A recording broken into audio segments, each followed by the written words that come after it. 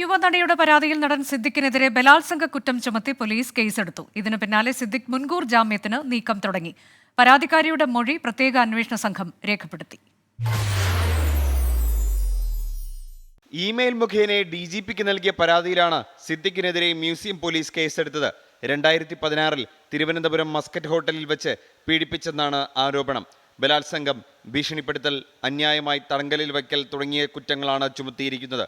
കേസെടുത്തതിന് പിന്നാലെ പ്രത്യേക സംഘം യുവനടിയുടെ മൊഴി രേഖപ്പെടുത്തി. വനിതാ കൂട്ടായ്മയായ സഖിയുടെ വഞ്ചിയൂരിലെ ഓഫീസിൽ വച്ചായിരുന്നു മൊഴിയെടുത്തത്. മൊഴിയെടുപ്പ് 3 മണിക്കൂർ നീണ്ടു.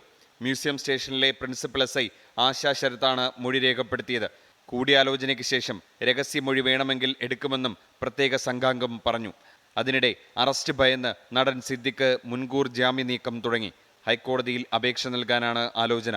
ആരോപണം അജണ്ടയാണെന്ന് ആരോപിച്ച് നടൻ സിദ്ദിഖ് യുവനടിക്കെതിരെ നൽകിയ പരാതിയും പ്രത്യേക അന്വേഷണ സംഘത്തിന്റെ പരിഗണനയിലാണ്. 24 തിരുവനന്തപുരം.